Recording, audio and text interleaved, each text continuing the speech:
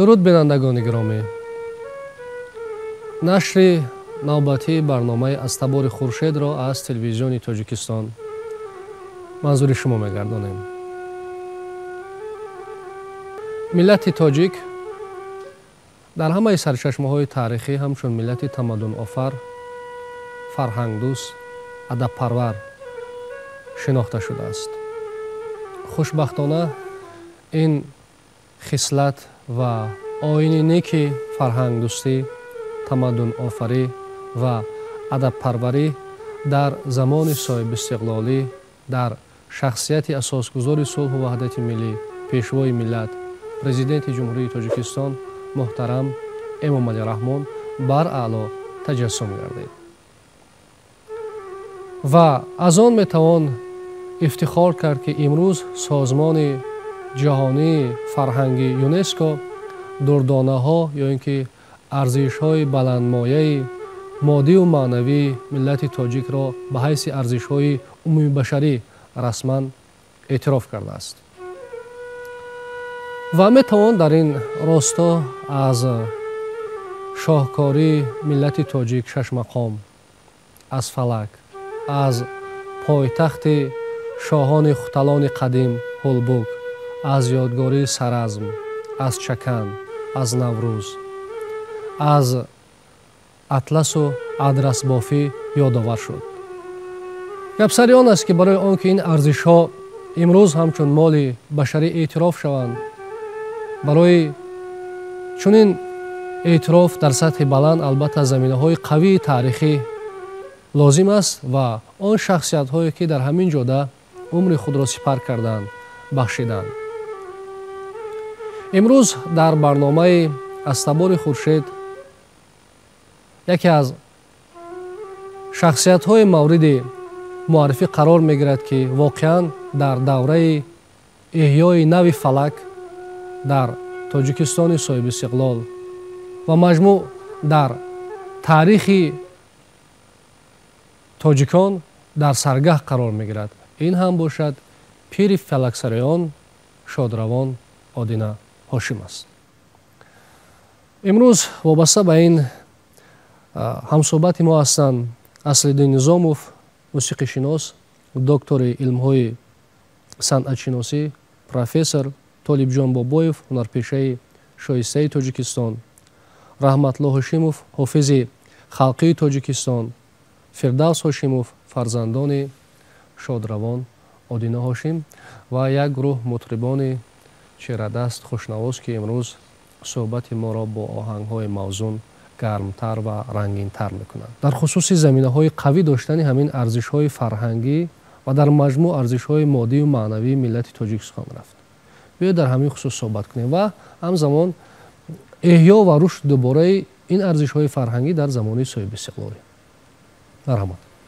بله، واقعاً در این زیاده از 30 سال دوره استقلالیت جمهوری تاجیکستان، خلق تاجیک، دولت تاجیکستان با سروری محترم امام علی رحمان قبل از همه برای استوار نمودن احساس خودشناسی با مردم دسترس رسانیدن اون میراث هزار ساله‌ای که در ساحه شعر و ادب و موسیقی و در شش مقام خوانی و در فلک خوانی ایجاد شده بود و یک زمانی گویا قریب بود که به فراموشی رود.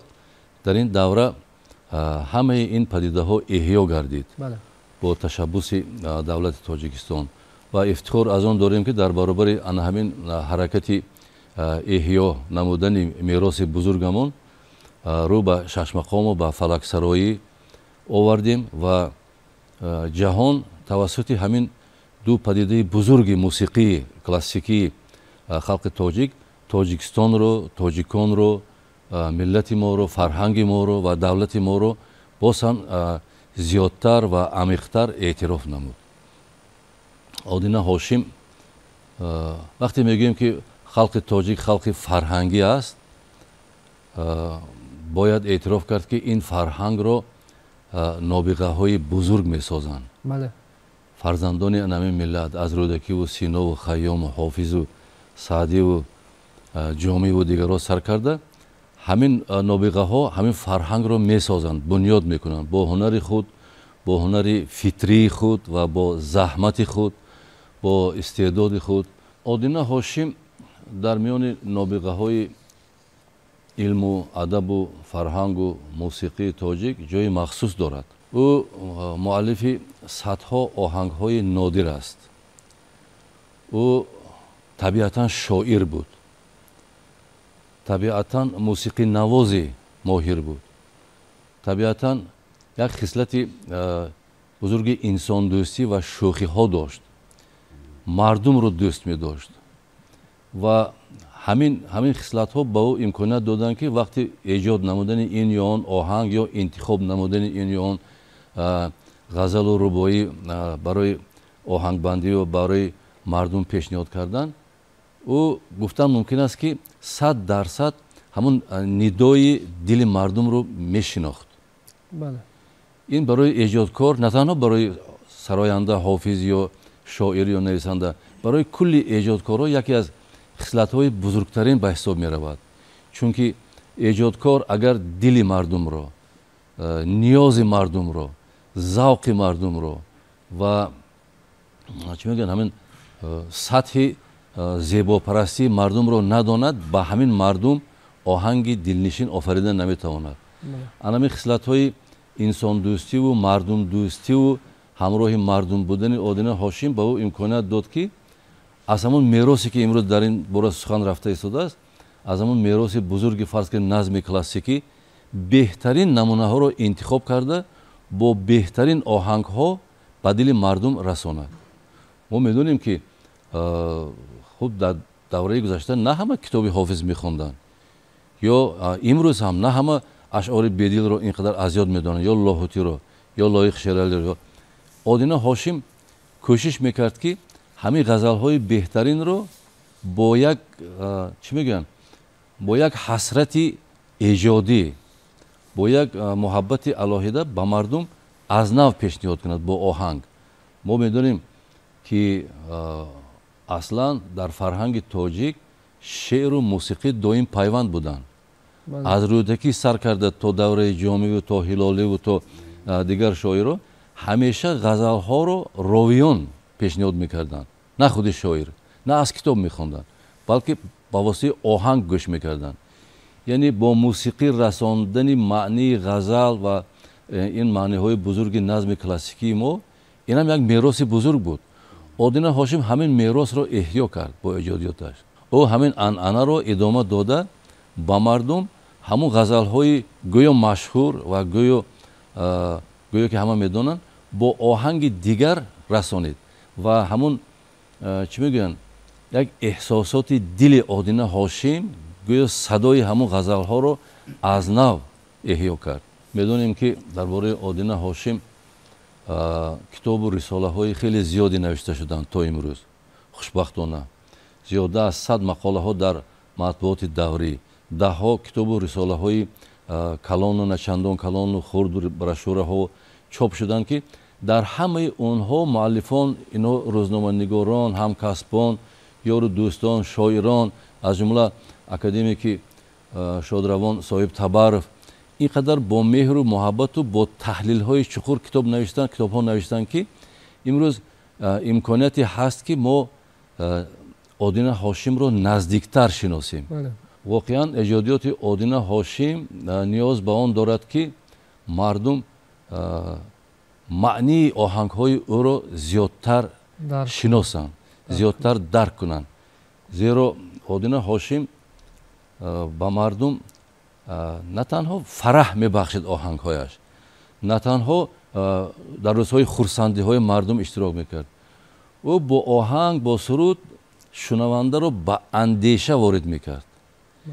яъне шунаванда вақте ки ин ғазалҳои Одина Ҳошимро бо оҳангҳои Одина Ҳошим мешунавад, ба андеша фурӯ меравад. андешаи чӣ? андешаи ҳастии инсон, андешаи маъниҳои ҳаёт, андешаи мақсаду мароми зиндагӣ. ин худаш агар гиред як ҷузъи ҳамун китоби бузурги дунё, китоби бузурги башарӣ, ин инсоншиносӣ. яъне сурудҳои Одина Ҳошим ин сурудҳои инсоншиносӣ ҳастанд. ما با همین مقصد با مقصد آن که برای مردم تاجیکستان عموما برای اهل جهان که امروز واقعا از مدنیت ما از فرهنگ ما از موسیقی ما خیلی زیاد برخوردار هستند توسط رسانه های عمومی ما مقصد گذاشتیم که یک کتاب بزرگ یک کلیاتی درباره آدینه هاشم نویسیم و به چاپ رسانیم. این کتاب الحال در دست چاپ است، قریب آماده شده است. در این کتاب تمام آثار کدام پهلوهای حیات و فعالیت شادروان آدینه هاشم را این کتاب در بر میگیرد؟ این کتاب پیش از همه ثبت نوتوی تمام آثار آدینه هاشم که با نوتا به زبان عمومی دنیا یعنی تمام اهل دنیا من بعد میتوانند از ایجادیات آدینه هاشم توسط همین نوتا استفاده برند و در اونجا تمام مقاله ها گردآورده شده است و یک آچرکی خیلی بزرگ دایر به فعالیت ایجادی زندگی آدینه هاشم. این هم برای شنونده برای مخلصان برای عموما مخلصان موسیقی کلاسیکی و عنعنوی امروزه خیلی ضرور است و در کتاب زیاده از 100 سرودهای آدینه هاشم با طریق کامپاکت دیسک علاوه میگردد که هر یک خواننده که به هر یک خاندان این تقدیم میشد البته هر یک خواننده میتواند این سرودها رو گوش کرده از نوته هایش استفاده برده از ترجمه حالش استفاده برده بار دیگر تکرار میکنم همین آدینه هاشم رو نزدیکتر شناسد. بله مقصدم همین است. سرود آدینه هاشم این یک واسطه تربیه است. بله واسطه تربیه است. آدینه هاشم درباره اینجا طالب جان هستند رحمت الله هستند فردوس اینو بسیارتر میدونن که چگونه خصلت های نیک انسانی داشت و همین آهنگ ها مرحله به مرحله زینه به زینه در کدام دوره ها چخیل ایجاد شدند. ببینید که آدینه هاشم یکی از خصلت های ایجادی آدینه هاشم شهرت پرستی نمیکرد. حاضر روی راست گفتم ممکن است که کمتر هنرمندای پیدا کردن ممکن که شهرت پرستی نکنند. آدینه هاشم شهرت پرستی نمیکرد. اینقدر فروتن اینقدر خاکسار بود. این همین خاکساریش هم خاکساری طبیعی بود صنعی نبود. بعضی به طریق صنعی خاکساری میکنن. آدینه هاشم طبیعتاً خاکسار بود. با آلمان دموکراتی سفر کردیم. این برنامه تصدیق شده بود و وقتی که ما 12 روز در اونجا هر روز 3-4 برنامه کنسرتی بود. وقتی که 2-3 برنامه اجرا کرد یک بگاهی شادروان استاد آدینه به من مراجعت کرد گفتن که معلم همین سرود من پگه نمیخونم. گفتم چرا؟ من همین سرود یک بار خواندگی بودم. شما اینجا میگید هر روز 3 بار خوانم. بعد من گفتم استاد این برنامه در مسکو تصدیق شده یکم مجبور که میخوانید هر روز 3 مرتبه. مایلش میخوانم. بعد هر کنسرت ما گروهی در مهمانخانه جمع میشدیم یا وقتی چای نوشیدن من گفتم استاد آدینه همین روز هم سرود خیلی خوب خواندید ما نمیگم. بله در دایره یار و آشنا همکاران همکسبان گاه هزل های نمکین شکرین کردن بسیار خوب است و از اون که اظهار داشتید که ذوق مردم را بسیار خوب میدانستند با طبع مردم جوابگو یا سازگار ایجاد میکردن همین از همون طبیعتاً هنرمند بودن مطرب بودن خوش‌آواز بودن و قبل که اظهار داشتید طبیعتاً شاعر بودن شعر شناختن و شعرهای خوب را در آهنگ در آوردن پالو بربخشیدن از طبیعت خود شخصیت وابستگی دارد که میتوان در این راستا همین خودی برنده جایزه دولتی به نام استاد عبدالله رودکی آدینه هاشم را اظهار داشتیم که ذکر کرد. خوب درباره آهنگهایش درباره سرودهایش سخن رفت. در اینجا فرزندانش هستند حافظ خلقی تاجیکستان رحمت الله هاشمی. بیاید از خودی پرسان شویم که همین مکتب فلکسرایی پیری فلکسرایان آدینه هاشم امروز در کدام سطح است چه حال دارد و کیها بیشتر به همین هنر ذوق دارند؟ درست قید کردین. امروزها که در فیلارمونی دولتی تویستان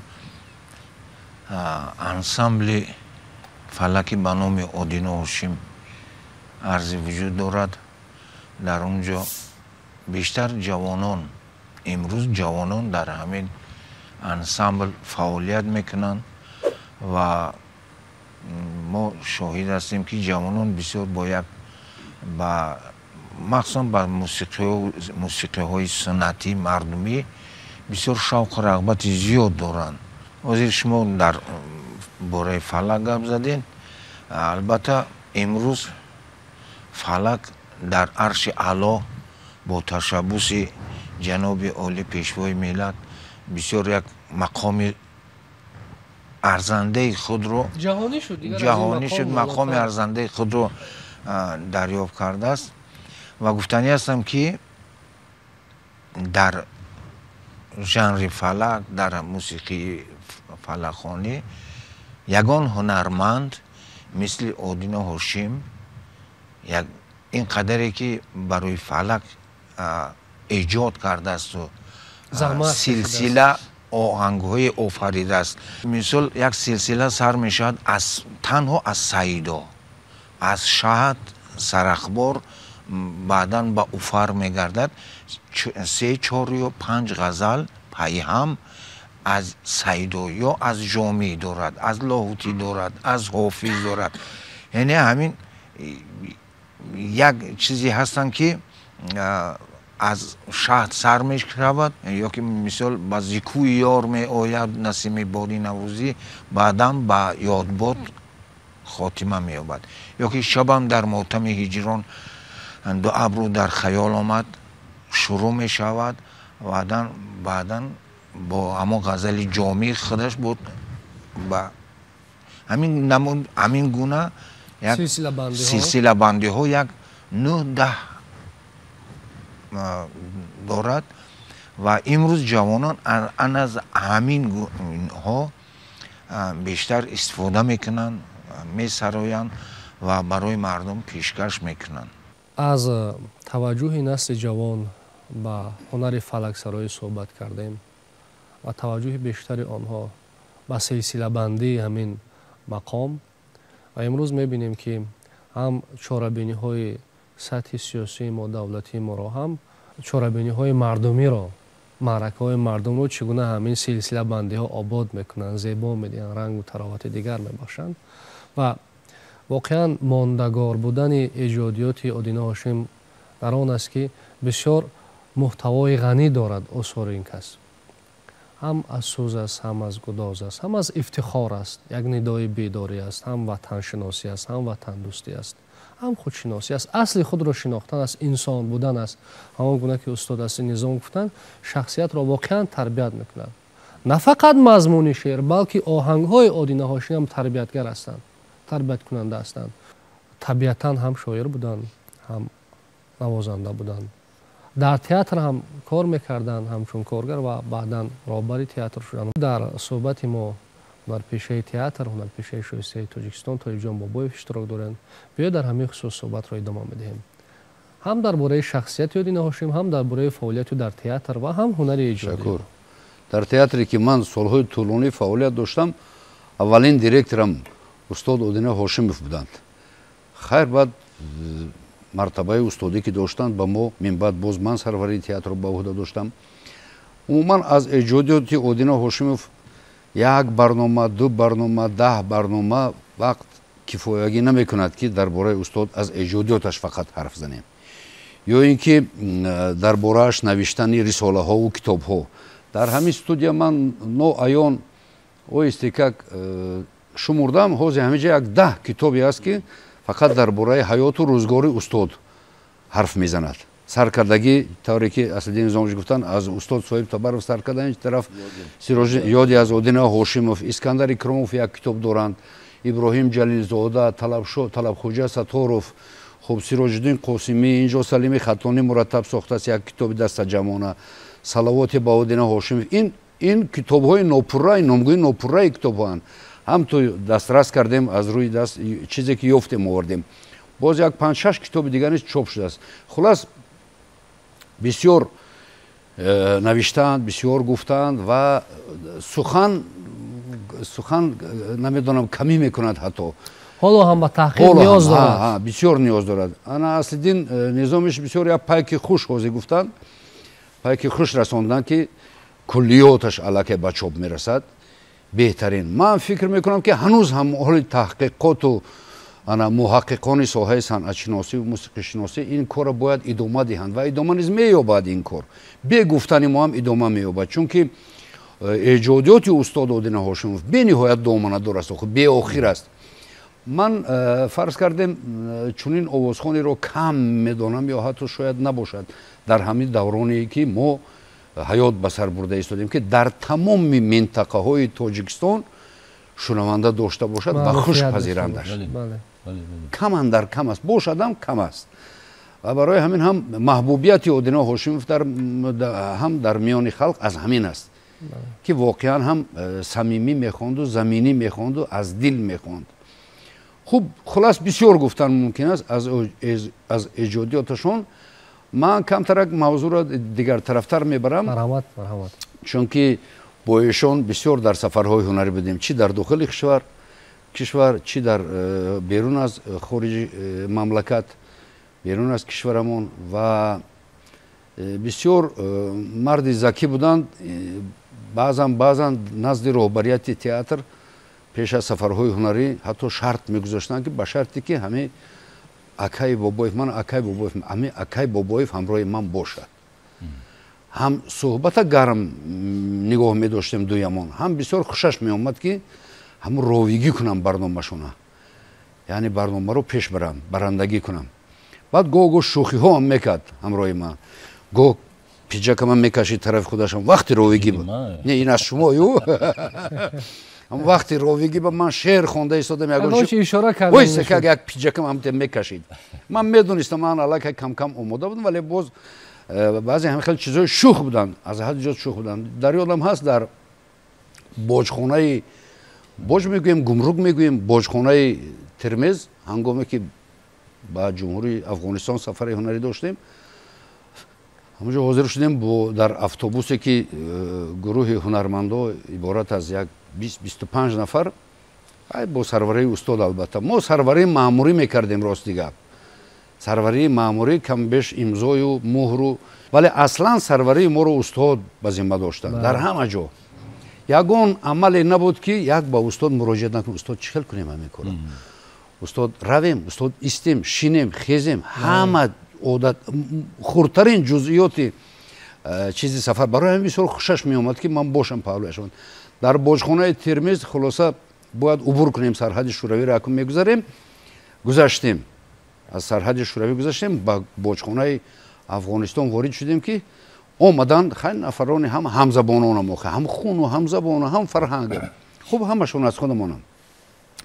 омаданд, ман фур омадам, худама ошно сохтам ки ман сарвари ҳамин гурӯҳ ҳастам, расман ҳуҷҷатҳоро пешниҳод кардам, бо ҳуруфи форсӣ ҳам тарҷума доштем ки хонда тавонанд, рӯйхат яъне хондан, устода номунасабашон дар ҳуҷҷатҳошон дарав чиз намешуд, Один Аҳмад буд, Ҳошимов Один Аҳмад.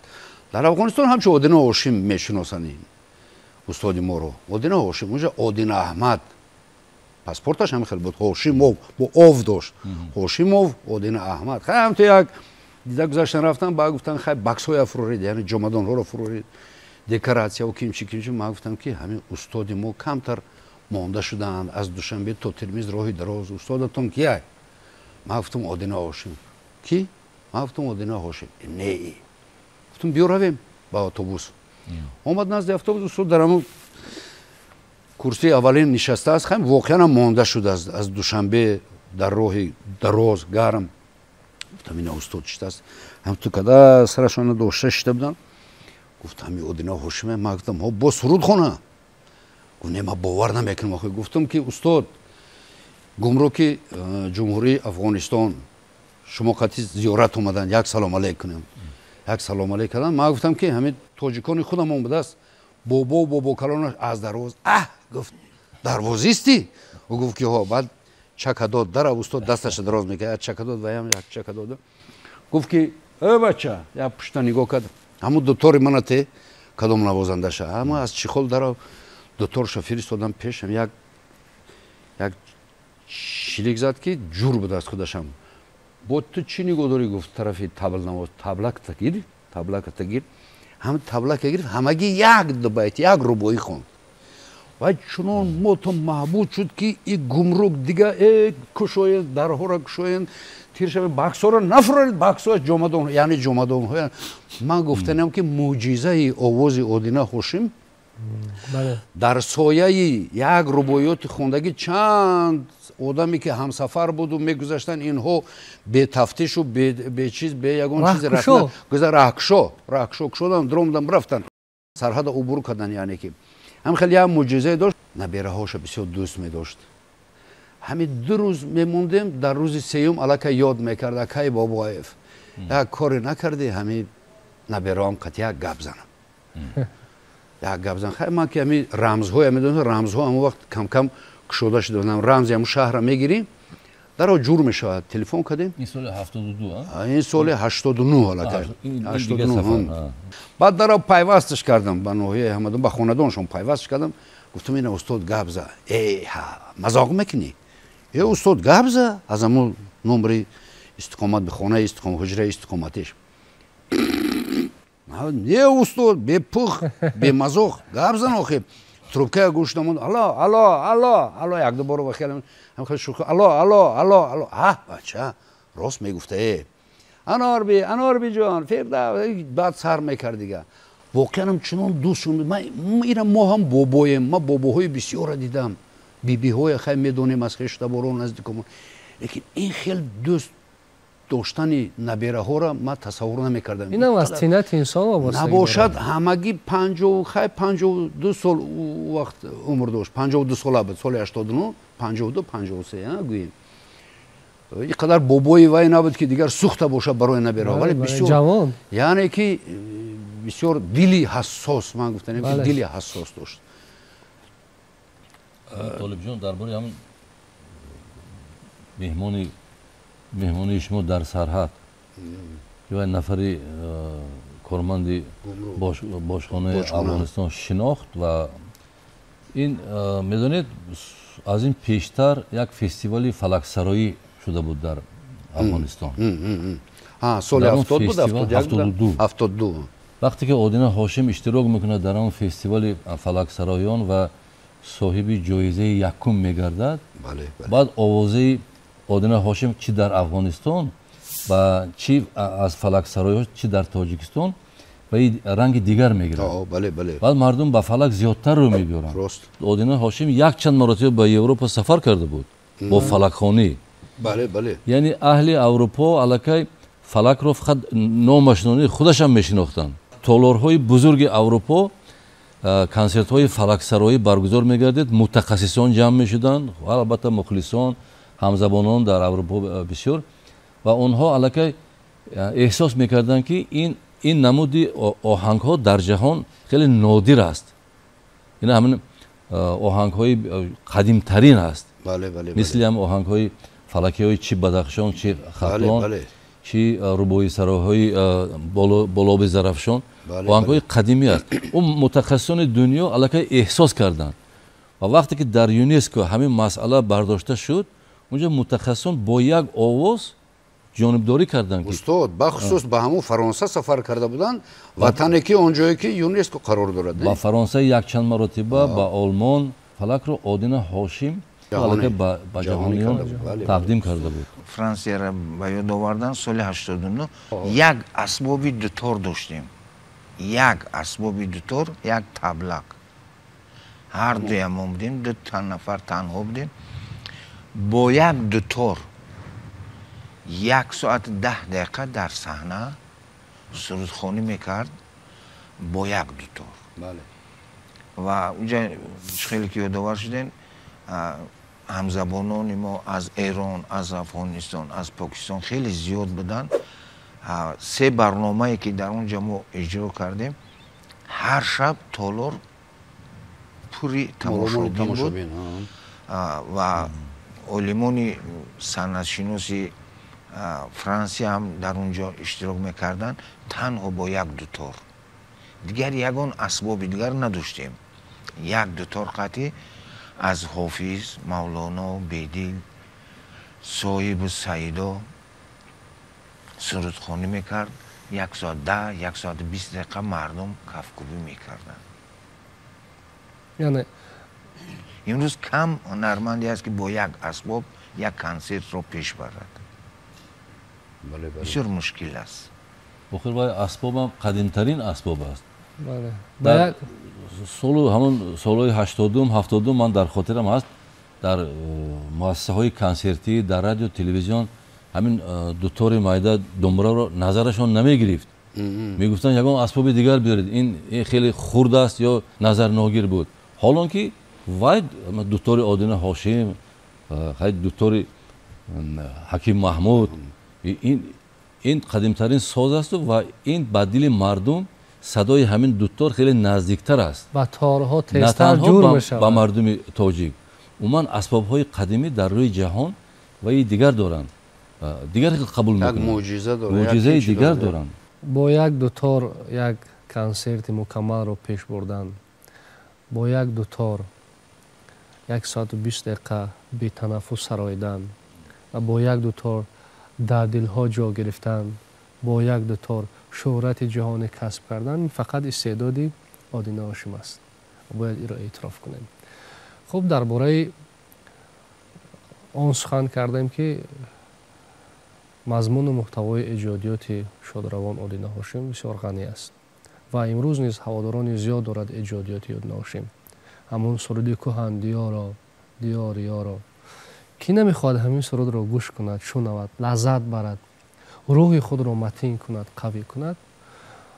فکر میکنم که بسیار با مورد است که همین سرود را منظور بینندگان گردانیم و پس از آن باز صحبتمان را ادامه دهیم. این شعر نادرپور در امریکا با استاد لایق شیرالی، همین شعر استاد نادرپور التماس میکند که استاد به تاجیکستان برمیگردید، همین شعر من با آدینه هاشم رسانید، همین کهندیارم. از استاد لایق خواهش میکنم. بله، استاد لایق در مهمانی امریکا بودگی، اون کس بعد از برگشتن همین شعر توسط کدام یک شاعر دیگر میگه التماس همین تیزتر با آدینه هاشم رسانیدون که نادرپور التماس کرد. شعر خیلی بلند است. شعری خیلی بلند است از نام شاعری که مهرش با همون دیارش، یک حسرتی همون دیارش در دلش جا گرفتگی. بینید که آدینه هاشم همین حسرت نادرپور با آهنگ اینقدر با طرز والا، با طرز عالی بدیعی افاده کرده توانست که تا امروز یکی از بهترین نمونه های سرودهای آدینه هاشم به حساب می رود. و همین کهندیار تنها کهندیار نادرپور نبود، کهندیار همه مردمی که به دیارشان مهر دارند، به دیارشان شوق دارند، حسرت دیارشان در دلشان هست. برای من بسیار میخواستم که همراه گوش کنیم همین سرود یک ثبت خوبش هست در تلویزیون میدونم. تشکر زیاد. مرحمت از کارگردان خواهش میکنیم سرود را منظور بینندگان گرداند و پس از آن ما صحبتمون را ادامه میدهیم. مرحمت.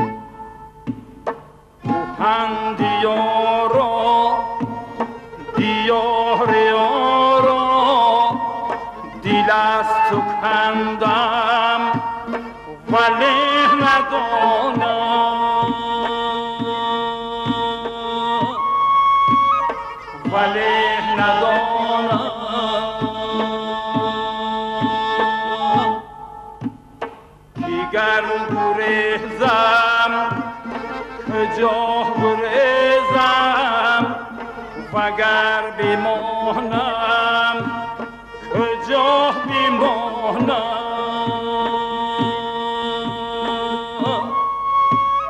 کجا بمانم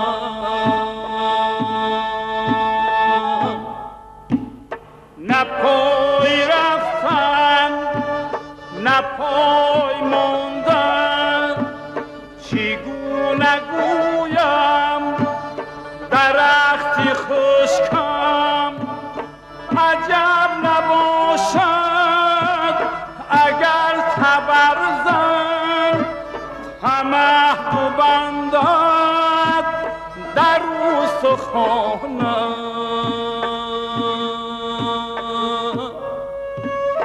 در استخوانم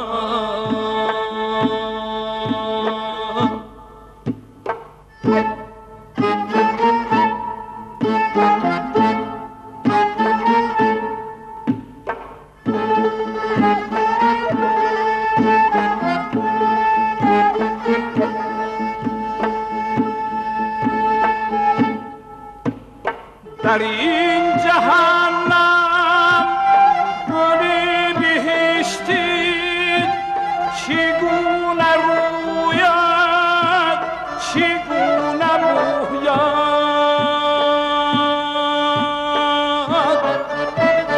من بهاران از ابر نیسان چی بهره گیرم کی خود خزانم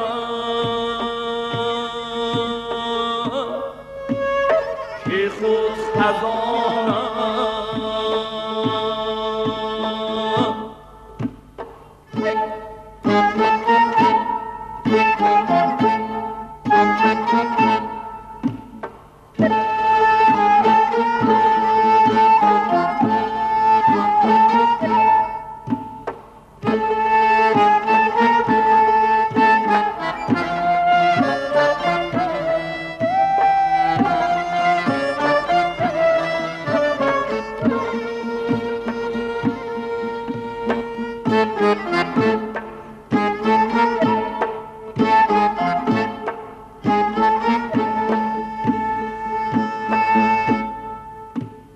صدای حق را سکوتی باطل در آن دل شب چنان فرو کشت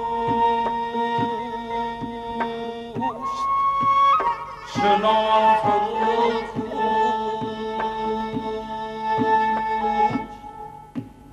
که تا قیامت در این مصیبت گلو فشارد غمی نهانم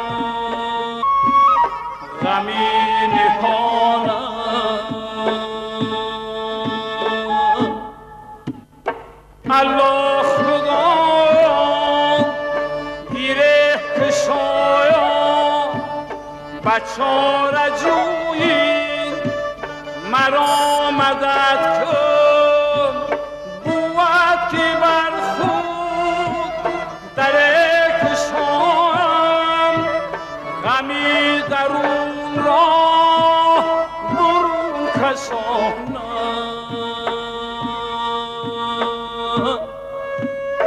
برون کشانم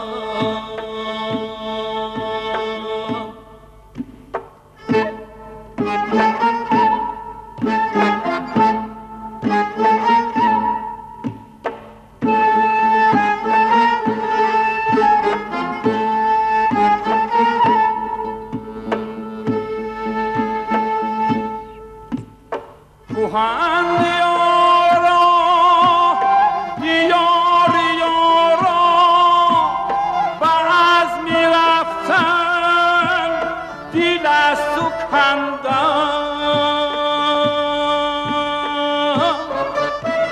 ولی جز اینجا وطن گزیدن نمیتوانم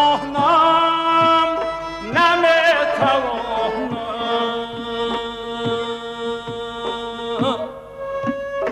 نمیتوانم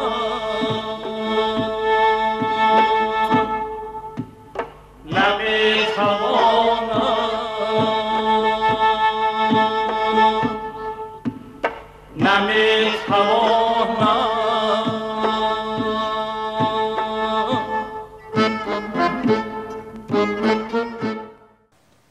ҳамон гуна ки аз оҳанги воло баҳра бардоштем, аз матни воло баҳра бардоштем, ин ҷӯш задани ишқи дар дилҳо нисбат ба ватан, ба модар, ба он ҷое ки зодгоҳи инсон аст, аз обу хокаш камол меёбад. дар дигар сурудҳои Одина Ҳошим низ ҳастанд, мавҷуд ҳастанд. ҳамон суруди як лаҳза бурун ишқи ватан аз дили ман нест, бедарди ватан ишқи ватан моили ман нест, идомаи ҳамин осор аст ки воқеан аз муҳаббати ин шахс нисбат ба ватани худ, нисбат ба зодгоҳи худ гувоҳӣ медиҳад, далолат мекунад. аз он ки аз дархости Нодири Нодирпур суҳбат кардед ва аз Шодравон Лоиқ Шералӣ ёдоварӣ шудед, устод Лоиқ Шералӣ дар шахси ё ки дар шинохти ҳамин Одина Ҳошим мегӯяд ки он мард ки ӯ аз нусхаи Қосим бошад, Қосим раҳмати Қосим падари Одина Ҳошим, ина фарзандошон ҳастанд, он мард ки ӯ аз нусхаи Қосим бошад, дар саҳни ғазалсароӣ доим бошад, аз баҳри сурудани дилу нияти халқ ҳофиз бошад, Одина Ҳошим бошад. бо ҳамин зарфиятҳои эҷодӣ, зарфиятҳои ҳунарварӣ, ҳунармандӣ, устод Одина Ҳошим мактаби хоси худро боқӣ гузошта. биёд аз ҳамин мактаб суҳбат мекунем ки ин чӣ гуна мактаб аст. навиштааст Фарҳодҷон. Ширу шакар буд дар шаҳри Кӯлоб, дар бинои театри драмаи мусиқии ба номи Саидалӣ Вализода ва устод Лоиқ даъватӣ буд. Ширу шакари Одина Ҳошимов бо Лоиқ Шералӣ. Устод Лоиқ Шералӣ камтар дер карданд. Роҳ дур он вақт масъалаи нақлиёт хеле ҳам мушкил буд. омаданд расиданд ва ман ровигӣ яъне пешбарии барномаро ба уҳда доштам. Ман омадам устод Одина Ҳошимов гуфтам ки устод расида омаданд. Хеле шод шуданд ва дар берун ба толор надромаданд. Устод Лоиқ гуфтанд ки ман ҳамиҷа мемонам, ҳавои тозава. Фақат аз ман хоҳиш карданд ки як қалам биёба. Ман ҳам ручкаи худама додам, дар дастам буд додам. Дар қутии гӯгирдашон ҳамон лаби ҳавлии театрамон аст ку ҳамонҷа рафтанду як кимчам хеле як ин тараф он тараф кардам, қутии гӯгирд ба як чиз ҳамагӣ як ё ду калима аввалаша навишт ба фикрам. қаламамо богардонда дод. Бисёр нанавишт. Навишту баъд хай хулоса навбаташон омаданд. Устод Одина Ҳошим навбаташон тамом шуданд.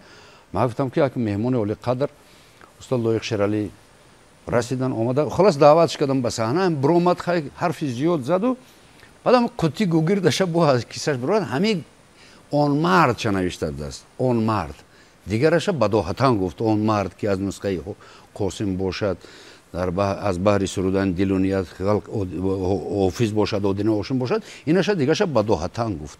Хуб кардед ки шумо хондед ва ба ёдам омад. шоири табиатан шоир ҳам ҳамин аст, ҳунарманди табиатан ҳунарманд ҳам ҳамин аст. марҳамат аз мактаби фалаксарои устод Одина Ҳошим ёдовар мешавем. вақте сухан аз боби мактаби ҳунарии Одина Ҳошим меравад, маҷбур ҳастем баргардем гӯем ки дар мактаби ҳунарии Одина Ҳошим дар мадди аввал шеър меистад. Бале. Назм. Бале, бале. Одина Ҳошим эҳсос мекард ки фарҳанги мо умуман ҳамин чӣ мегӯянд, рамзи фарҳанги халқи тоҷик шеър аст. Шеър назм аст. ва Одина Ҳошим пеш аз ҳама вақти интихоби шеър ва сохтани оҳанг кӯшиш мекард ки ҳамон нидои дили шоира ба воситаи оҳангаш зинда кунад. ман мисол мебиёрам, якчанд дар ин бора суҳбат карда будем, ҳамин оҳанги машҳури Аёз Сайёд ба шеъри устод Лоҳутӣ. бинитун, устод Лоҳутӣ хуб шоири инқилобӣ аст. шоири инқилобӣ ва шеърҳояш ҳамеша як нидои даъват дорад, нидои даъват ба ҳаракат, ба зиндагӣ, рӯҳияи қавии иҷтимоӣ дорад. бале, даъвати. вақте ки ҳамин шеърро Одина Ҳошим интихоб карда оҳанг баст, бинед ки нидои Лоҳутӣ бо хитоб сар мешавад. Аёз Сайёд. устод Одина ҳамин хитоба бо оҳанги минмада пайваст накарда аввал аз ҳамин сар кард. ولی اگر در ثبت باشد در برنامه تماشا میکنیم یعنی ندای شاعر خطاب شاعر رو عیناً مثل که در شعر تصدیق شده است با همین خطاب آهنگ اثر کرد.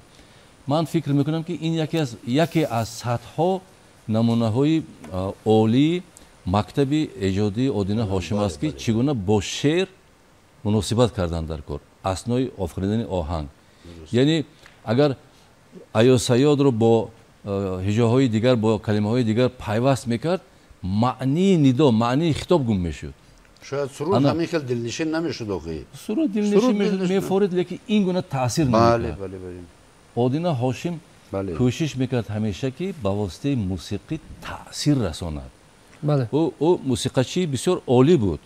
او تحصیلات موسیقی داشت.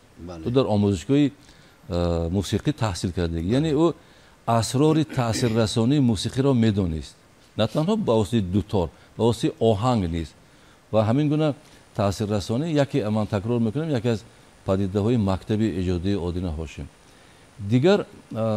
دیگر پدیده های او در نوع مکتب سازی و صاحب مکتب است. بله مکتب قوی است. در تمام ژانرهای موسیقی تاجیکی آدینه هاشم ایجاد کردگی رباعیات، نعت خوانی، قصیده خوانی، قصه خوانی، غزل خوانی، مرثیه خوانی، سویته سازی. ولی رحمت الله درباره سویته های چند قسمه فلک گفتن. عیناً همین سویته هایی که آدینه هاشم ساختگی عیناً روی ترتیبی همون نظام سویته سازی عصرهای 14-15 در سمرقند بود. نوبت سازی میگفتن نوبت سازی. همین آمده اینا همون در سمرقند هم از هنر مردم کوهستان بهره بردگی. ولی بسیاری ها درباره همین موسیقیچیان بخارا و سمرقند و شاعران بخارای زمانهای گذشته نقل میکنن. اگر با ترجمه حالی همون شاعرها و موسیقیدانها و شش مقامدانهای بخارا نظر کنید اکثر کلشون از موضعهای تاجیکستان از موضعهای کوهستان هستند. رباعی خوانی در بین مردم تاجیک بهترین و معمولترین و مشهورترین نمود موسیقی بود. آدینه هاشم همین رباعی خوانی رو از نو احیا کرد. و در فلک خوانیش ببینید که نه تنها رباعیات خلقی رو استفاده میکرد. من فکر میکنم اگر خطا نشود اولین شده آدینه هاشم در فلک خوانی غزلیات رو وارد کرد. پارچه ها از غزل ها رو. بله. چون هم به طریق شهد هم در چیز روان. همه غزل رو در فلکی سروده نمیشد. اونجا باید وزن عوض شود و ضرب عوض شود. از دیگر غزل از دیگر رباعی میگرفت. یعنی همین گونه یک با زبان امروزی موسیقی گوییم یک پوپوری میساخت. یک پوپوری میساخت که از غزل های گوناگون از رباعیات گوناگون. این هم یک محصول نادری ایجادیات آدینه هاشم است. و من فکر میکنم تماشابینان عموما مخلصان آدینه هاشم حالی ما با درجه تا به آخر درک کردن همون بزرگی های معنوی ایجادیات آدینه هاشم نرسیدیم. چرا؟ ما فکر میکنیم عموما مخلصان موسیقی شنوندگان امروزه فکر میکنن که موسیقی فقط برای استراحت است، برای راحت است. موسیقی البته یک قسم آهنگ های موسیقی برای استراحت و راحت هم هست، لیکن اصلا موسیقی و خصوصا سرود های آدینه هاشم نه تنها برای استراحت بلکه برای خودشناسی، خویشتنشناسی، برای با اندیشه تکرار میکنم با اندیشه وارد شدن. آدینه هاشم با آهنگ خودش مردم رو با فکرانی با تفکر با اندیشه روان میکرد. این خودش مردم که با اندیشه وارد شد کاری بد نمیکند، برای بد نمیرود، چون که در اون غزل ها راهنمایی برای راست است، برای حق است، برای انسان دوستی است، برای محبت است. همین من فکر میکنم یکی از خصلت های بزرگ مکتب ایجادی آدینه هاشم است که امروز باعثی هم عبرت و هم پیروی هم تحلیل و هم آموزش همین مکتب آموزش است. نه همه آوازخوان‌ها اینقدر واقعا هم شعر رو خوب و با درجه لازم میشناسند و درک میکنند. اگر یک پهلوی شعردانی و شعر دوستی و نظم بسیار بلند فهمیدن اودین هاشم اگر تحصیلش در فاکولته زبان و ادبیات دانشگاه دولتی کولوب باشد، اگر دویم پهلوی همین مسئله استعداد فطری خودشان است. چونون بسیار از یاد میدانست که همین غزلی که از برای ما پیشنهاد میکند 20 مصرع هست فرض کردیم، همین 20 مصرع از یاد میداند استاد، ولی 12 مصرعش رو هم در رادیو ثبت کرده است هم با شنوندگان میرساند از صحنه ایستاده. یعنی هم مصرع‌های شاهبیت‌هایش رو گوییم یا که مصرع‌های از همه یعنی ضرور برای شنونده یعنی که فهمو رو پیشنهاد میکرد از غزل‌هایی که از یاد نه که پورا از یاد میدونست. در چند صحبت و در چند محفل ها این کار رو اثبات کرده است و ما دیده ایم و شنیده ایم، ما شاهد بودیم.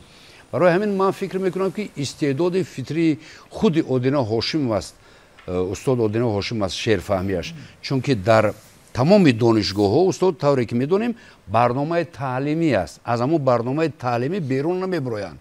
این بدگی گپ است که با استاد اودین هاشم و دیگر همسبقان او هم پیش و هم بعد تمام غزل ها و تمام ادبیات رو مثلا استادان در برنامه تعلیمی پیشنهاد نمیکنند که باقی مانده از استعداد خودشان از ذوق بلندی شعرفهمی و شعردانی خودشان است. من بسیارها شاهد بودم کتاب ها نزدش در خاندان می اومدم به خبرگیری بخبر با عیادتشان، کتاب ها نزدشان پریشان، فقط مطالعه ورقگردانی و روبردار کنی و نویس و صحبت. بسیار درست قید کردن.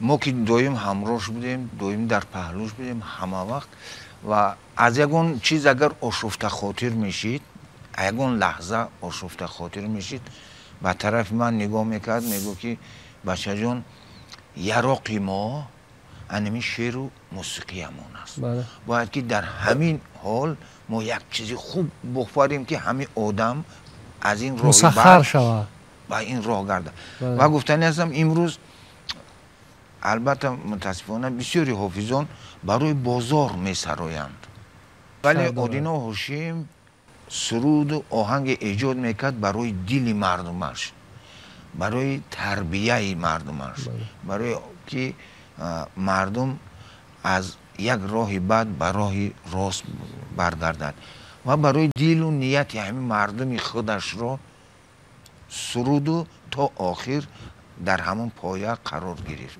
درباره استراحت کردن، فراغت کردن صحبت کرده دوستان.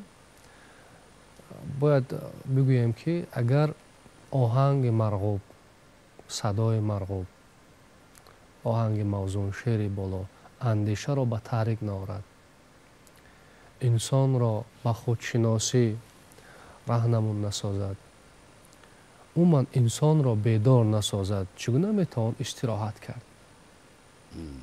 استراحت فقط خواب کردن نیست، غفلت زدگی نیست. استراحت همون است که در زمینه بیداری باشد، در زمینه خودشناسی باشد. و ایجادیات اودین هاشم همان گونه که اظهار شد از ایو سیاد یادآور شدیم، یعنی که اش یک لحظه به میجگان بار است، فرصت عمر همین مقدار است. چرا از این پند نگیریم؟ چرا نسل جوان از این پند نگیرد؟ واقعا فرصت عمر کوتاه است. مثل از قول حاج حافظ چون ساغرت پر است بنوشان و نوش کن، یعنی چون ذهن داری، عقل داری، مفکوره داری، هم خودت استفاده کن، هم دیگران را بهره ور کن از این عقل، از این ذهنیت، از این فهمش، از این دانش. جان امین برای جایزه رودکی میگرفتن همراه استاد بازار صابر. وقتی که در جنبه است همون هر در بازار صابر اودین هاشم وقتی که کنسرت برگزار گشت شیر شکر، همین سرود خوان استاد بازار خندیده از جاش خیست و گفت اودینه گفت بهترین شهابت چه نخوندی؟ بعد در حال گفت بازاری جان گفت شما همون شهابت هم میگین که شیشه سازی نمی اشکی نشوی، عالم از سنگ دیلان کوسار است گو ایره من میدانم گو من برای اونه که در بدیل مردمم و بدیل خلقم سخت نرسد برای همین نخوندم. آفرین. توجیک اونم از سنگدل نیست. سنگدل. در حال توجیک هیچ وقت سنگدل نبود، سنگدل نیست. من برای همین نمیخونم. برای همین که به مردمم سخت نرسد برای همین نخوندم. انم شاه بایده که مردم قدر قرصکی زدن که استاد جاششیش بگو من قوی. از 40 چقرم راه اوخی با کار می اومد از ناحیه همدانی به شهر کولوب 40 کیلومتر راه است و پیش از همه رسیده می اومد با تمرین ها از ساعت 10 شروع می شدند و هر روز ساعت 9 خودش در تئاتر می گرفت و حتما ولگا کتی می در اومد می ششت و بعد می گفت که یک چیز تون بخونم ای کسش می برورد شب کار کردگی مردک معلوم است که شب خوند است محصول دارد دستاویز دارد چشموشم ورم است وقتش خوش است سه وقتش خوش می یک چیز تون بخونم می برورد همین کیسش می کوفت من پول می بروری استادی قد چکر می کوبی نه گفت خلال نرسون می برورد کاغذ و همین 2 مصرع یا 4 مصرع می خوند می گفت که چخیل می گفتیم که عالی شعری کی میشید ایادین هاشیموویچ او ظرافت داره لطف داره شوخی از آدین هاشیموویچ میگفتیم کو یک بار دیگه بخون واقعا هم مصرع‌های را انتخاب کرده آورده است که بسیار بلندن و بعضی چیزاش ما در یک بار نمیفهمیدیم این روی راست باید این چیزا بگوییم با یک بار دیگه میخوندش دیگه بزاق میخوند چون که بسیار معقول شده است اخی شب اینا روبردار کرده است با یک بار دیگه میخوندش میگفت که بچه نکی خوب زوق نوشتم ها بعد میگفتیم ها ای آفرین آدین هاشم میگفتم با کسش من میداختش لطف یعنی در صبح میخواست که برای ما یک لطفی کند ذوق ها را بیدار کند طبع را یک چیزی گوید که از این گپایی که کوچگی و سرسری و مثلا نادرکار یعنی مردم هم میکشید با طرف همون نظم با طرف شعر با طرف ادبیات عالم از سنگدلان کوسار است یعنی آدین هاشم با مردم تلقین میکند که سنگدل نباید بود نرمدل باید بود محبت رو در دل باید پرورش کرد از مکتب هنری ذکر کردیم فرزنداش هستند همین مکتب امروز ادامه میدهند اگر امکان باشد من گفتنی هستم که آدین هاشم در حلقه بسیار هنرمندای بزرگ سروری داشت سروری همون حلقه رو داشت چه ابوالخیر قاسمov استادش بابا خلیل آدیناев میرزا وطن میرов طالبجان باباев هنرمندای باباجان عزیزov هنرمندای زیاد یک دولتمند خالص یک حلقه هنرمندا بودن که سروری همین حلقه رو در عهده داشت و زبان همون نقشبندی ها گوییم حلقه رو سروری میکرد و گیره اساسی خودش بود و ببینید که از خودش مکتب بشاگرد نمی شود حلقه هم بشاگرد نمی شود مکتب آدین هاشم شاگرداش رحمت الله و فردوس ابوالخیر و دیگرها اینا امروز ببینید که با یک تابشی نو با یک چیزی نو همون هنری آدین هاشم رو از نو ترغیب کرده ایستادن و فکر میکنم این یکی از خدمت های بزرگ آدین هاشم است که با رحمت الله مخصوصا با رحمت الله و بعدا البته فردوس وقتی که امروز در تلویزیون برآمد میکند مردم در احساس میکنن که اسلوب آدین هاشم خوانده ایستاده است از همون ریشه است رحمت الله که همه میشناسه رحمت الله رو فردوس هم میشناسه یعنی اینا ببینید که همین با رشته فطری همین چیز البته امروز زنده است یعنی مکتب آدین هاشم زنده است صحنه در اختیار شما است از همین مکتب روح ما را غنی کنید بار دیگر یادآور شویم مرحمت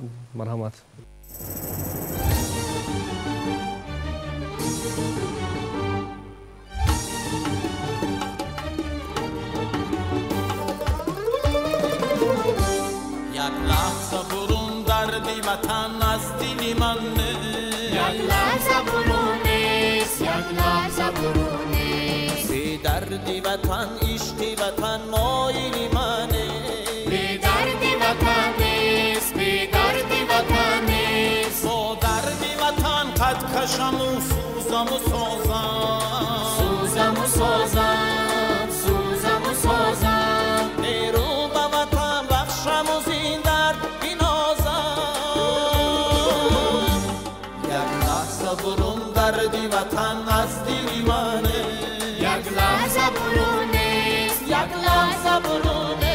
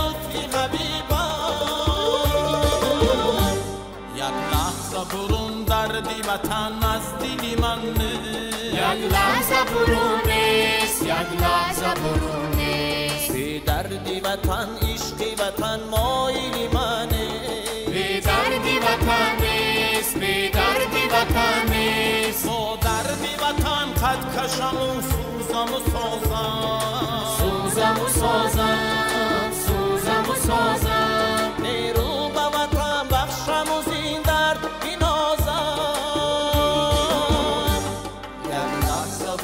دردی وطن از دل منه یک لحظه برون نیست بی دردی وطن نیست بی دردی وطن نیست بی دردی وطن نیست یک لحظه برون دردی وطن از دل منه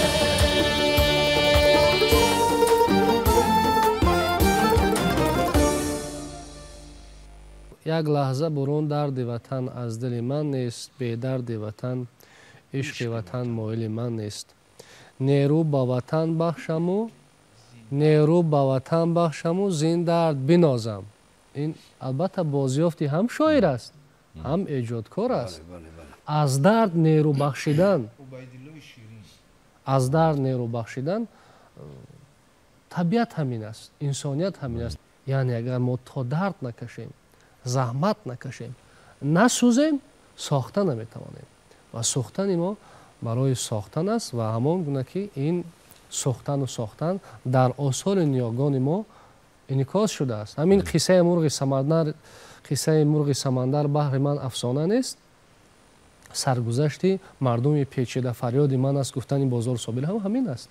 درد کشیدن، رنج کشیدن، زحمت کشیدن و ساختن، بنیاد کردن. در صحبت از توجه جوانان به هنر فلک‌سرایی رفت.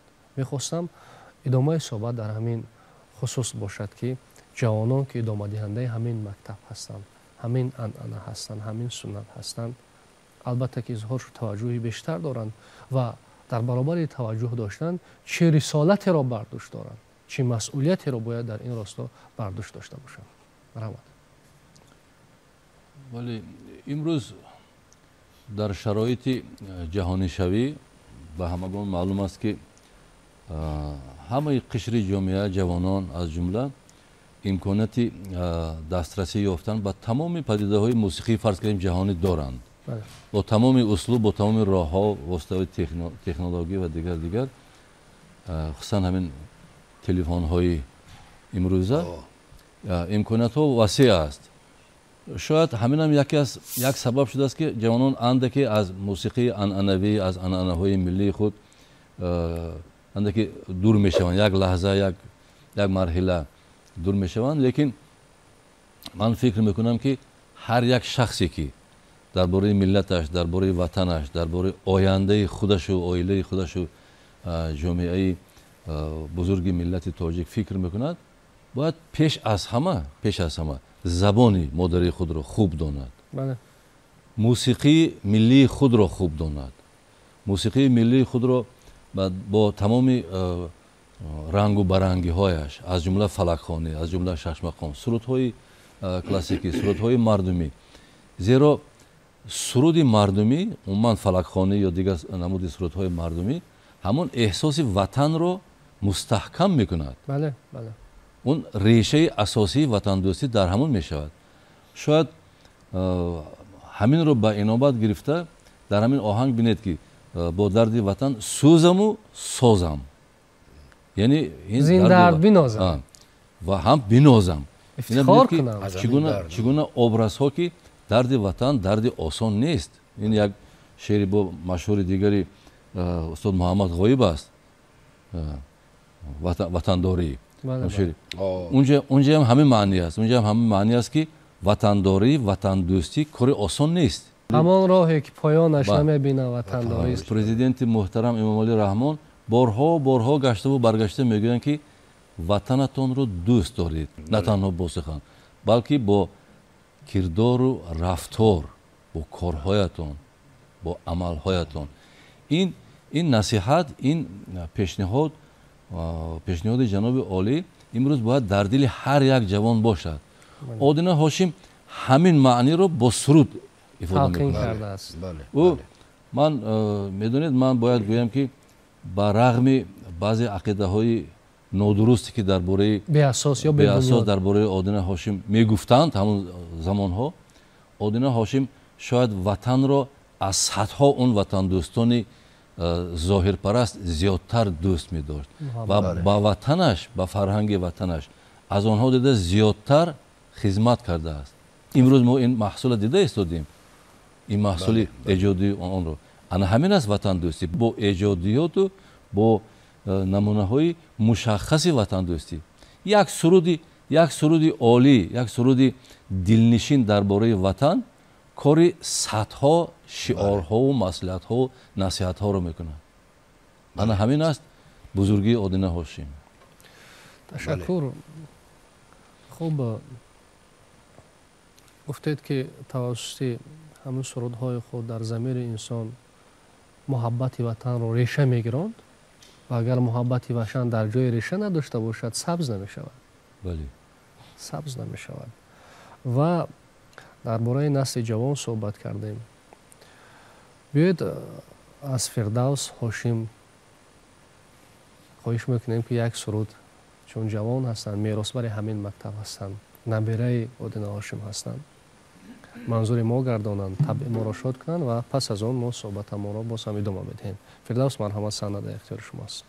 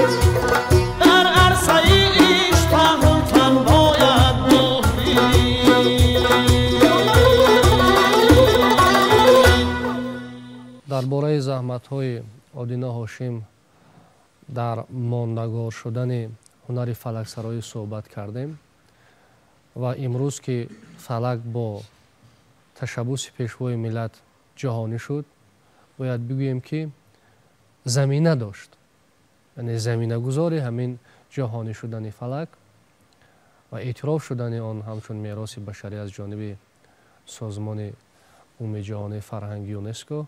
ҳамин заминаҳои бисёр устувор буд ки дар ин заминаҳо, дар бунёди чунин заминаҳои устувор шахсиятҳое аз ҷумла шахсан худи Одина Ҳошим заҳмат кашиданд, дасти созанда доштанд.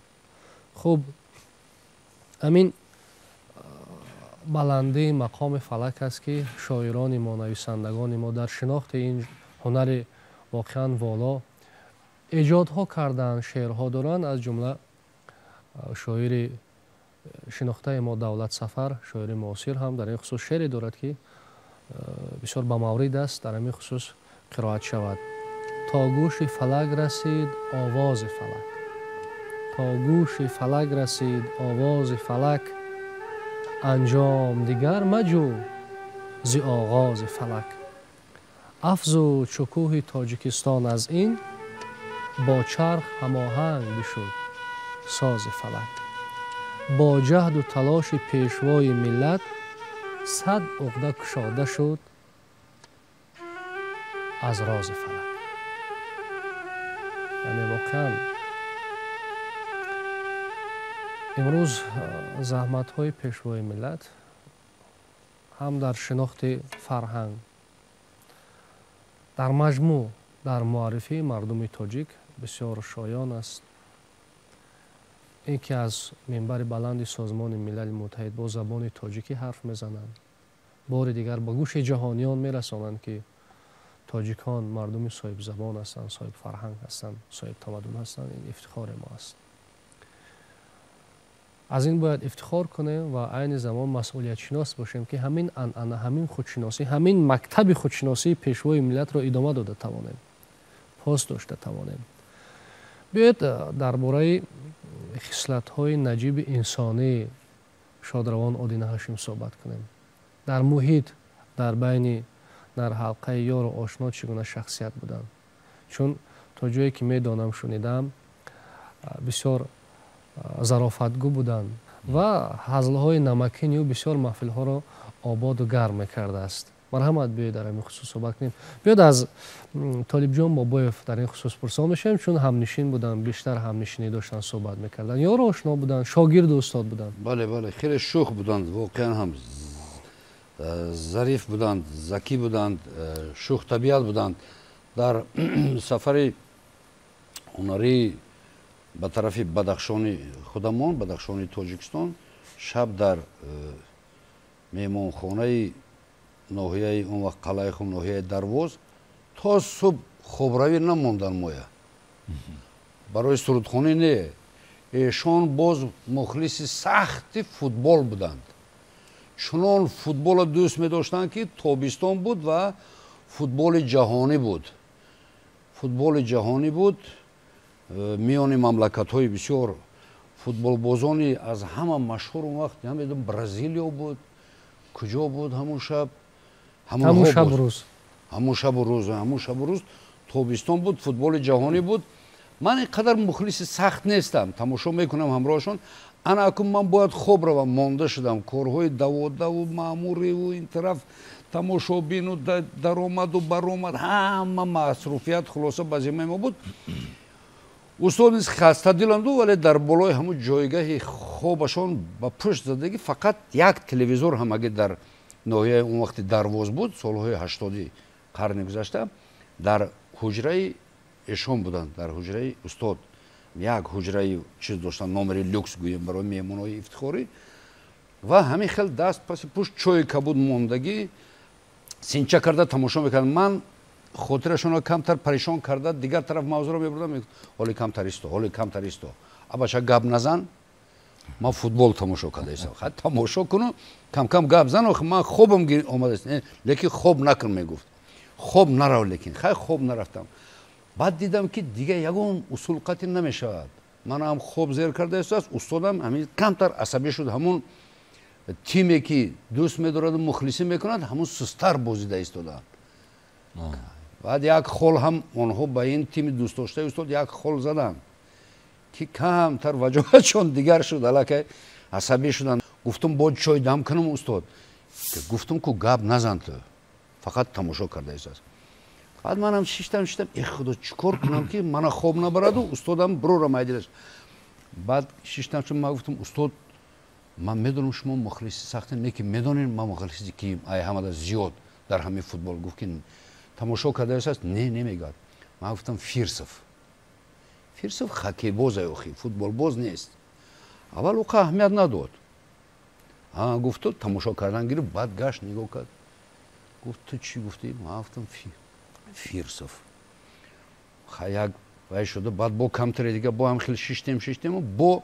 نام یک دو خاکیست دیگه خاکی بازی دیگه را گرفتم من گفتم انا هم نام زور بازی میکنن فوتبال گفتم زور بازی میکنن خاکی نه فوتبال زور گفت که بچه تو مزاق میکنی چیکار میکنی اوزی گفت سرت میکنم پیشت میکنم همینجا تو گفت نام خاکی با دقت چه بخدم جلب کنم خاکی بازار نه گفتم استاد یا فوتبال بازان انا از پگاه بعد موضوع ما همیشه فقط ای همه مخلص زوری فوتبال گفت همین اکای بابای فای فیرسفه ای فلانی فرق نمیکنه و پله ای کیم کی همین خیلی امیر موضوع کردم میگشت استاد در سفر بسیار رفیق خوب بودن شریک بهترین بودن باور کنید هیچ من گفتم که نبیره‌اش که بسیار دوست می‌داشت در شهر فرونزه رسیدیم با فشار در پرستو جایزه گرفت بعد حقوق پیدا کرد که در جشنواره بین المللی نوروز در فرونزه شهر فرونزه حوزه بیشکک اشتراک کند اونجا میان 5 مملکت آسیای مرکزی بود و همونجا هم اجرای استاد بسیار شرایطش قطع مهیا کردم همش تلفن و تلویزیون همش با همو بگوی پیش در اومدم که همین تا با پشت زدگی اکای بابای من ذکر شدم کم همین نبیره ها ما یاد کردم گفت من گفتم باکی نیست تلفن نزدیک آوردم هم کد میگیره 8 و 200 کیم چند هم راست ناحیه همدانی تلفن خونه شون گرفتم اون وقت مادر رحمت الله جان ینگه نیالبی قید حیات بودن که ینگم تلفن رو برداشت من گفتم ها نیالبی من گفتم سلام علیکم من اکای بابایفم گفتم گفت استاد باور نمیکنه گفتم استاد خونتون گپ نمیز بیا من تو شوخی نکن و ممکن بود که استاد بعد دادم گپ زد بعد گفت که حالی نرو ایستا گفت من که رفتنی بودم گفتم گپ زند ینگم خط گپ زند نبیروش کت گپورا گفت بو نبیروش میروبونی کده دیگه فیضل جان پرسید بعد گذشت فردوس جان انور بی این دو درم همرا پرسید بعد تا گفت که اکای بابایف خلادلنیک کشا گفت تا اون وقت 10 دقیقه صحبت کردیم ای خلادلنیک حرف نزد خلادلنیک کشا گفت بودرینگ نغز میدید چکریا نغز میدید یخدان بکشه نه یخدان بکشه بیار خلادلنیک یخدان کشا گفت کورد داشت دویم کورد داشت کورد برابر گفت که انا که بودرینگا را پوست که این برای مرا پیوست کردن با نبیرهام با خونم این توفه نکی گفتم استاد نمک نداریم گفت به نمک میخریمش گفت مرا بعد بودرینگ قطع زیافت کرد بعد پگاه ما را بردن بیرون از شهر یک علا ارچا گفتگی یک دره داشته بودن مثل دره رامیت و دره ورزاب برین از شهر بیرون همون بلوی این ماهی اپریل بود اپریل مای الکی گرم شده بود نوروز بردن من یک کیم کی یک میخواد توفاش کرد یک از همون چیزای قرقیزی پاپاخ میگیم قرقیزی هم خیلی گوشک دارن که دو طرف همونا در سرش موندن دیگه همونا از سرش نمیگیرد روز گرم شده است استاد همین کلاه تا سر نمیگواد این کلاه تا از همین قرقیزستان رفتن در همین سر کم تر دیگه گفت یک بار دیگه التماس کنی اگر همین کلاه قطع شب خوب میرم گفت در جای خود تو بیا روز مرا زیبید است همین بعد همون قطع بازمی واقعا هم اودینه بازم کرد در همون علا ارچا کوهستان من در خاطر دارم همه وزیرای فرهنگی همین 4 تا 5 تا جمهوری های همین آسیای مرکزی هم همونجا اشتراکشون تمامی وزیر و کبیر و هنرمندای 5 دولت همه در همونجا رقصیدن حالی ثبتای ویدیوش اگر رحمت الله جان گم نکرده باشد یگان بار مانند یا که استفاده برن همونجا واقعا هم گل به باغ شد بعضمی گل به باغ نظری کردن умуман бисёр дар сафар як чизои фаромӯш ношудани бисёр доштанд. ҳамин хел дар ҷумҳурии Моғулистон, ҳамин хел дар Москав, ҳангоми Москав рафтам. ташаккури зиёд. бисёр дорам. خیلی زیادن یک وقت بسیار مرکه ها زیاد بودن، مرکه های سیاسی و خیلی مردمی و دیگر زیاد بود، عصباش هم مانده شده بودن. بعد تکلیف کردیم که یک به کوهستان رفتن در کار، یک 2 روز دم گرفتن در کار. شما گفتین هم خیلی پیشنهاد کردیم. بعد یه همراه عمکم پیشنهاد کردیم، روزی شد گو میریم 1-2 شب میستیم در کوهستان. یگون به قشلاق نمیریم، گفت که یگون دهات نزدیک نمیشیم، در همون کوهستان خیمه بگیریم. گفت همون خیمه ده میستیم. بعد یک چند رفیق یک جایی شدیم، خیلی مواد زیادی گرفتن، یک 3-4 روز مواد خوراکه گرفتن. بعد رفتیم همون شروبا ده فرامدیم، خواستیم از راه 1 کیلومتر بیرونتر برویم که همون از راه برآمد. گفت همینجا ده بیستین. خیلی یک کنور رو ده من کردم، گفتن همینجا خیمه بزنی، همینجا خوبه. بعد یک خوراک نصف روزی آماده کردن، خیلی خوردن. مردم عین چکری و همین علف بود. بعد چکری چینی برآمدیم. 1 ساعت گذشت که صدای آوازش برآمد.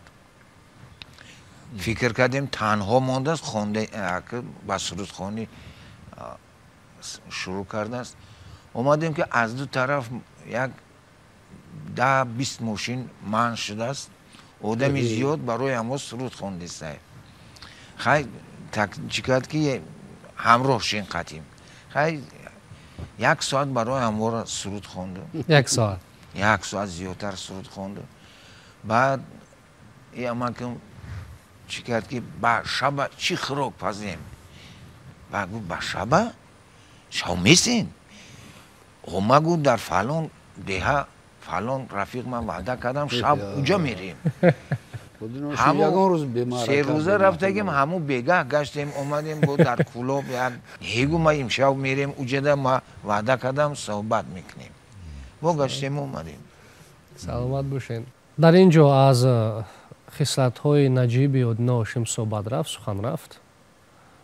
بیاید از همکاران خواهش میکنیم که از بایگانی تلویزیون تاجیکستان یک لحظه از روزگار одина ҳошим را منظور ما و شما گردانند، منظور بینندگان گردانند، یا از سرودهایش باشد، خواه از آن چیزی که دریافت میکنند از بایگانی در خزینه طلایی بایگانی طلایی تاجیکستان. تلویزیون تاجیکستان البته آثار одина ҳошим محفوظ است و منظور بینندگان گردانند. پس از آن باز ما صحبت ما را ادامه میدهیم. مرحمت.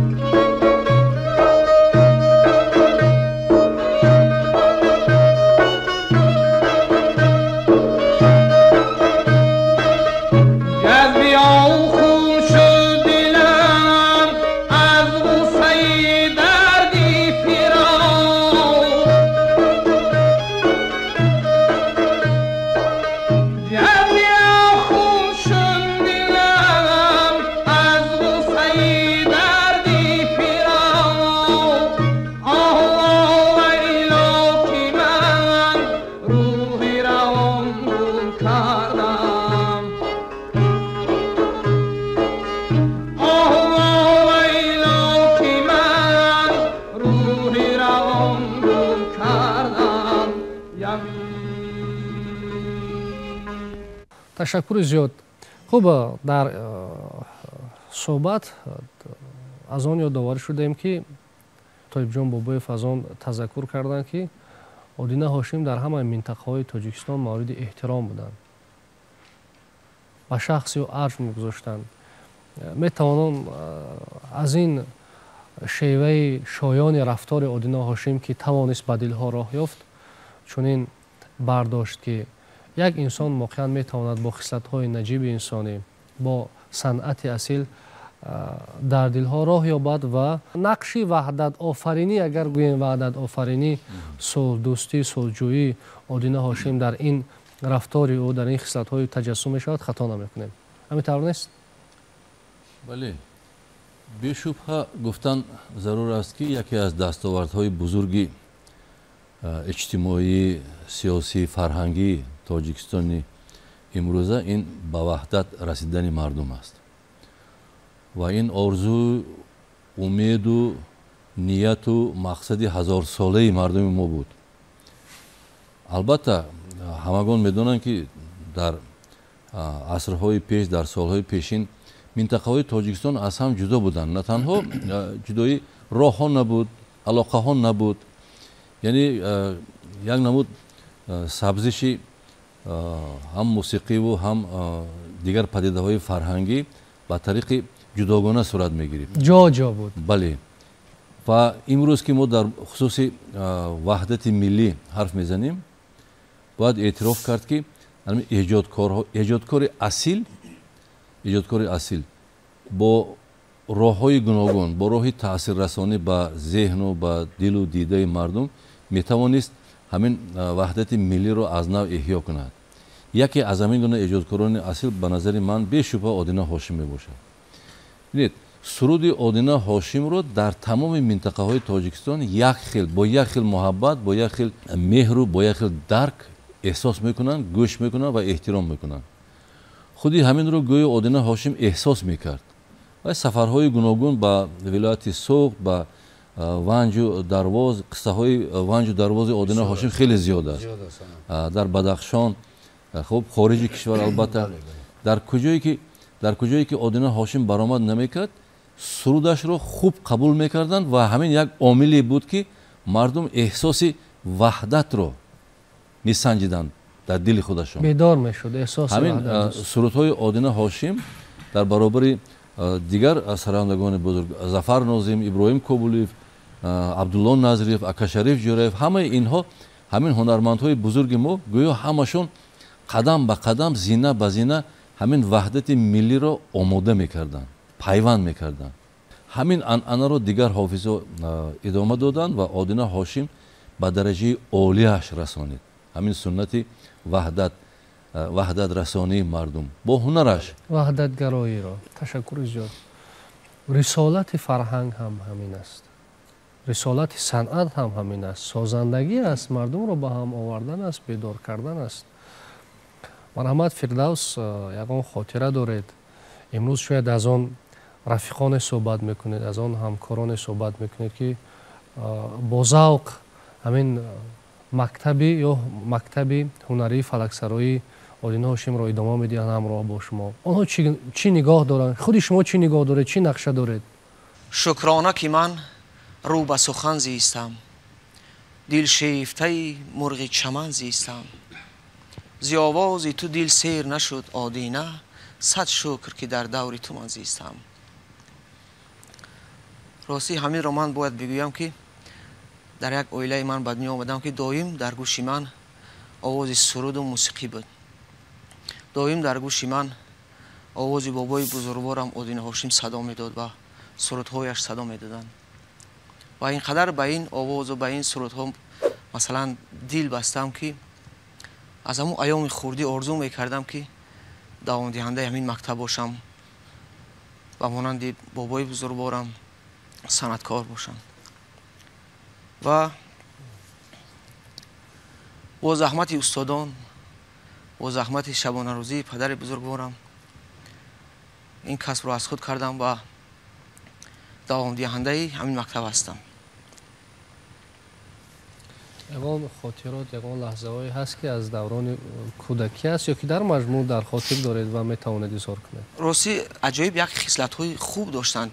агар касеро меёфтанд ки масалан аз каме аз сухану аз шеър бохабар аст, мондагии худро ба ҳамон нафар мебароварданд, суруд мехонданд. масалан аз шогирдону аз баъзан мухлисонаш ман бисёр чизҳоро мешунавам. дар як ноҳияи дурдасти тоҷикистони азизамон дар як маърака будааст. шаб то рӯз ҳунарнамоӣ мекунад, суруд мехонад. бисёр монда саҳар ба роҳ мебароянд, роҳ бисёр дароз, тобистони гарм, дар мошин хобаш мегирад ва дар роҳ вақте ки мераванд аз ҳамун роҳ дуртар як дарахти калонро мебинад. мегӯяд ки ҳамин ҷо мошинро доред ва ҳамун ҷо мошинро манъ мекунанд ва мегӯяд ки ман дар таги ҳамон дарахт рафта як ним соат хоб меравам, баъдан боз роҳро давом медиҳем. ва ҳамин меравад дар ҳамун таги дарахт, на ҳамин мегӯяд дароз кашам ки як мушсафед аз ҷои пайдо мешавад. бояд одиношум як 20 дақиқа хоб равад. акаи одина чӣ хеле сози хубӣ мешавад. соз аз куҷо омадӣ? аз як маърака баромадам, бисёр мондаам, гуфтам ҳамҷа каме роҳат кунам, истироҳат кунам. оли ба куҷо меравӣ? хай боз бегоҳ як маъракаи дигар аст. ҳам хеле пурспос кардан мегирад, бисёр мепурсад. одиношум бисёр хаста аст, бояд каме истироҳат кунад. хай шогирдон як 8-10 нафар ҳамун ҷода меоянд, дар ҳамун пеши одиношим хирос истодан. баъди мусафед мегӯяд ки хай мегуфтӣ ки муаррифӣ мекардӣ ин шогирдот киян ё чӣ ном доранд. бисёр хаста аст. нигоҳ мекунад ки 8-10 шогирд бисёр хаста аст. қинӣ мекунад ҳамаи онро номбар кардану номи онҳоро гирифтан. баъд мегӯяд бобои ҷон ё ҳар хел ном доранд. охи бобои ҷон мегӯяд ё ҳар хел ном доранд ки аю тараф шогирдон механданд. баланд механданд ки одино шумо худшам ханда мегирад. худашам механдад, ба ин хандаи худаш мегӯяд думрама биёрин мега. баъд рафта аз ҳамун мошин думраша меёрану мега барои ҳамун мусафед қариб ним соат суруд мехонад. қасаволи зиёдам як сурудиш хонум. қариб ним соат устод бовар кунед, агар суруд мехонаду баъд мегӯяд ки роҳро давом медиҳем. хоби рафтагишам ҳамун мешавад. аҷоиб хислатҳо дошт. ташаккур. инсондӯст буданд. ин маънои онро дорад ки инсондӯст буданд. инсондӯст будан аз табиати инсон вобастагӣ дорад. ва имрӯз ки мо дар бораи шодравон Одина Ҳошим суҳбат кардем, суханҳои хуб ҳам гуфта шуд аз нақши ӯ дар эҳёи фалак, аз нақши ӯ дар ба ҳам овардани дилҳо, ваҳдатқарин кардани мардум, аз ҷойгоҳи умуман дар фарҳанги муосири миллати тоҷик суҳбат кардем. умед аст ки насли ҷавони мо ҳамин анъанаи наҷиб, ҳамин оин ё ки мактаби ҳунарии фалаксароии Одина Ҳошимро идома медиҳанд ва ба ояндагон низ ба мерос мегузоранд. бинандагони гиромӣ, ёдовар мешавем ки дар суҳбати мо ҳузур доштанд Аслиддин Низомов, мусиқишинос, доктори илмҳои санъатшиносӣ, профессор Толибҷон Бобоев, ҳунарпешаи шоистаи Тоҷикистон, Раҳматло Ҳошимов, ҳофизи халқии Тоҷикистон, фарзанди Одина Ҳошим ва Фирдавс Ҳошимов, набераи устод Одина Ҳошим ва як гурӯҳ мутрибони хушнавоз ки суҳбати моро гарм карданд, тароват бахшиданд, зебоӣ бахшиданд.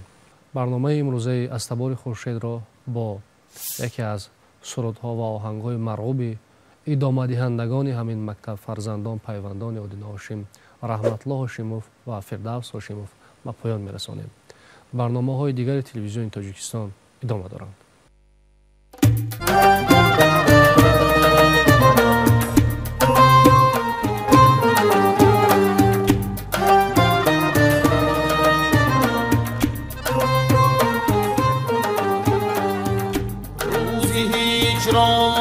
شبی فرقت یار آخر شد زدم این فال و گذشت